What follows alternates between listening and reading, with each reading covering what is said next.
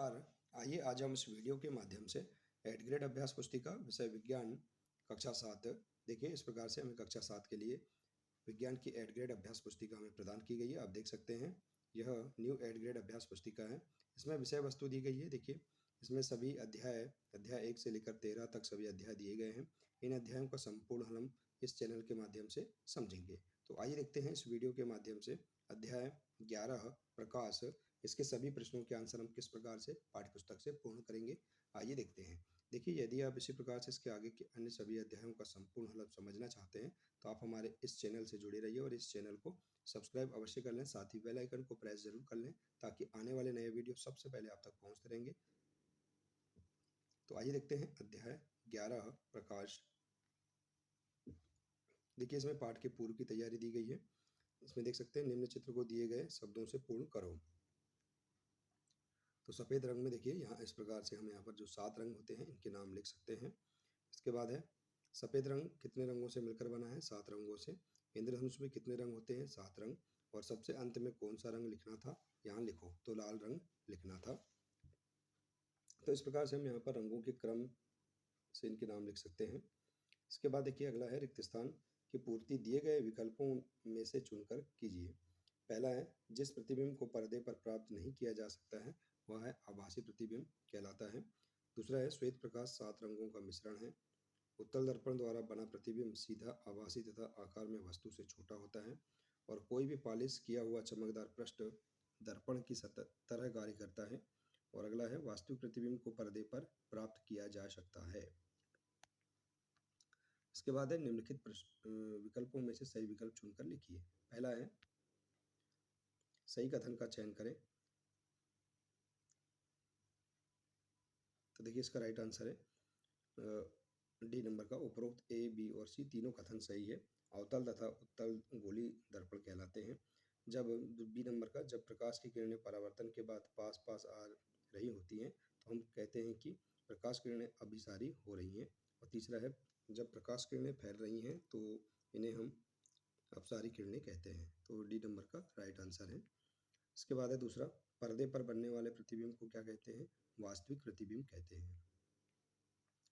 तीसरा प्रश्न है दंत चिकित्सक दांतों को बड़ा देखने के लिए किस दर्पण का उपयोग करते हैं? अवतल दर्पण का उपयोग करते हैं।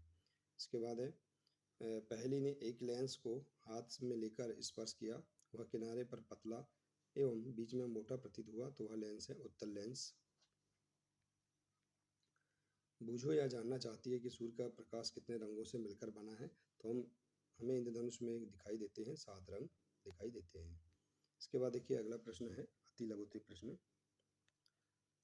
जब कोई प्रकाश किरण चमकदार पृष्ठ पर टकराकर उसी माध्यम में लौट जाती है तो प्रकाश के इस गुण को कहते हैं प्रकाश का परावर्तन कहते हैं।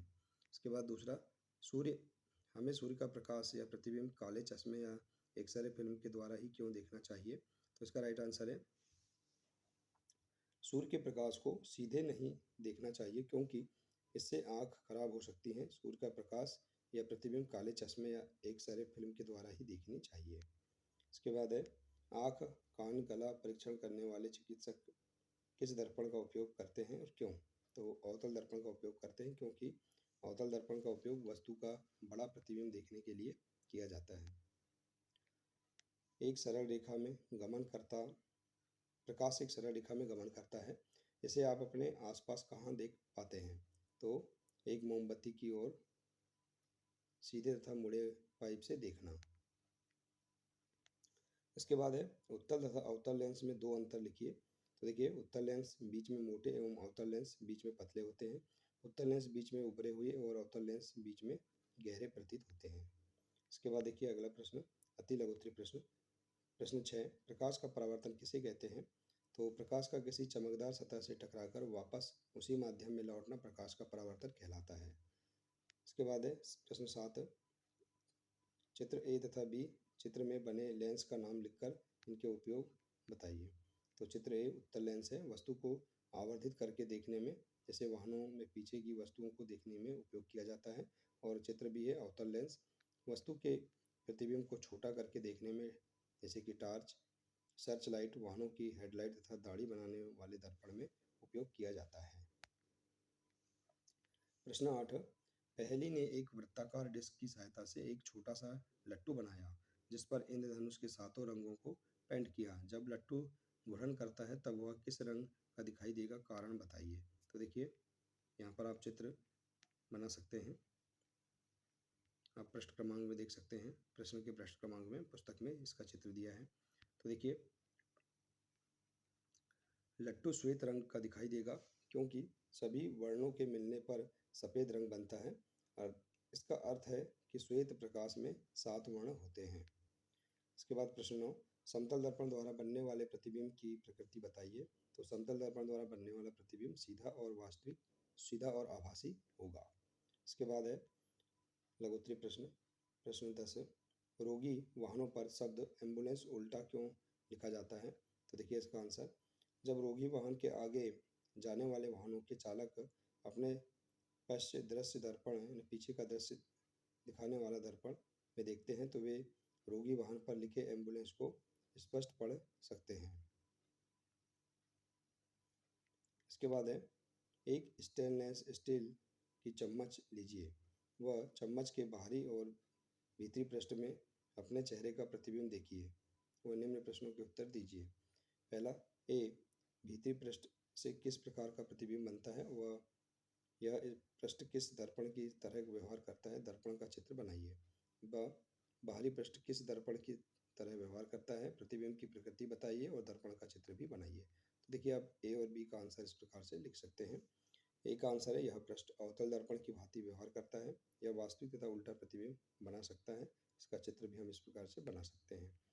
बी नंबर, यह पृष्ठ उत्तल दर्पण की भांति व्यवहार करता है, इसके द्वारा बना प्रतिबिंब सीधा, आभासी तथा आवर्धित होता है।